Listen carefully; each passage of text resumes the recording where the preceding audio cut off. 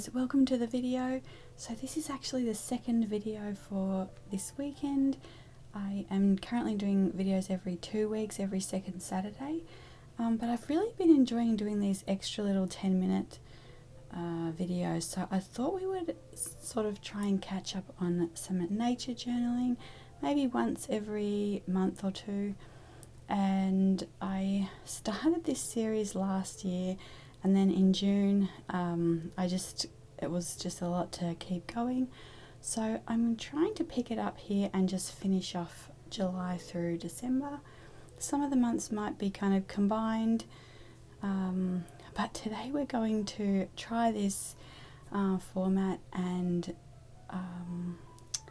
yeah, I put in some lemon bee balm, so that's what's currently growing. So any painting footage in these videos will be new, but everything will be from July. So this is my desk today, and this is the Travels notebook. This is the Travels Company one that we are doing, we're using today. So that's where I put my perpetual journal, and I explain all about that if you look in the playlist for nature journaling. It's from Lara Gastinger, and it's just a beautiful concept, and her journals are incredible. So yeah, it's kind of like you can every year you can add to that month, so you just keep the same journal, which I really enjoy, because you know, like if you get behind, you just jump back in and out of the journal anytime you need to, and yeah, you can just keep growing that journal, and that's, you know, like collection of sketches. So yeah, so this is my journal. You'll see that there has not been much from what we did, what you've already seen in the last nature journal videos. So this is an insert I made specifically for this, and I've kept kind of a spread and a half, so 3 pages for each month, and then I've also tucked some of the printables in there just if I want to add other things, or sort of keep, like you can see there, keep a specimen or something like that. So I did try and do a little bit there in February, and then I didn't even finish painting it. So yeah, so you can see like a lot of this is blank. June and July I wanted to do like a lot of roses. When we were growing roses a few years ago, they're so prolific in summer, and I wanted to be able to put some in there. Obviously, like, I'm not growing any at the minute, but yes, I wanted to keep some of those pages for that, because just hopefully I can do that at some point. But I do have the 3rd page for July, and it is July, like, so it's kind of a July-August page. So yeah, we will be adding the lemon bee balm on there, because it's a really beautiful flower, and we have this kind of little patch, just a little sort of triangle at the edge of the grass, and it's got like some wildflowers in it to attract butterflies and things. So this is one of the things that's in it, and it's so beautiful. So, and then obviously the 4th of July happens in July as well, so there's fireworks. It's a very rainy month as well, so there's a lot of rain. It's a very, very green month here, so there's a lot of like lush vegetation that sort of grows up everywhere, and yeah, it almost like looks like it's been there just for hundreds of years, and then it just disappears in a few months, and then it will come back like this. So it's pretty magical in that way.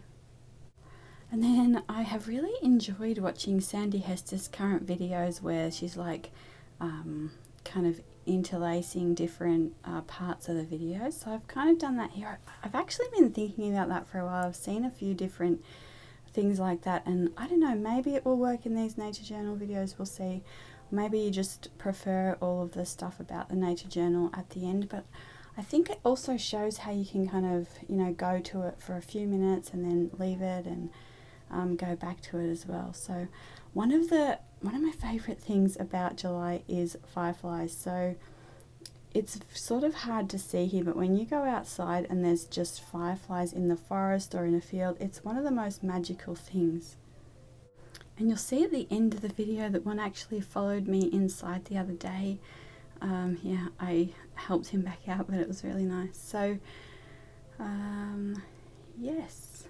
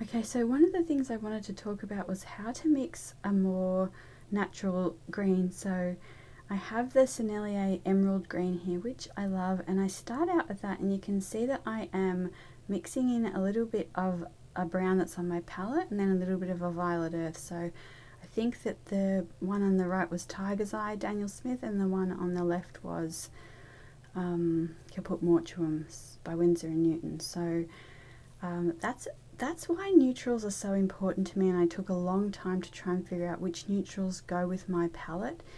And the last video is all about, or the second last video, so the last 2 weeks ago, it was all about the neutrals that I have and how I mix them. But you can see that it just, they make very pretty shades of colours. So you know, when you mix them, it's always, like for me, that those ones always seem to create the look that I'm going for. And you can see that I did add a little bit of sparkle in there because that's just my style. And then I also put a frame around it as well, so quite often Lara will like zoom in with like a circle or something, and then I just also decided to put a frame there. You can see this deer here, so twice or 3 times last summer I got stomped at by deers. I think they wanted me to bring them like pears or peaches or something. So yeah, they're really not afraid to put their orders in. So and then one of the other things that I'm showing you here is just to turn your specimens around and kind of look at it from different angles, and even sketch from a different angle, and you'll find that that is also helpful in trying to figure out kind of where you want the placement to be. And you know, you kind of see different things, and you can also use different parts of that to kind of combine for one sketch as well. So the next thing I did was sort of hold the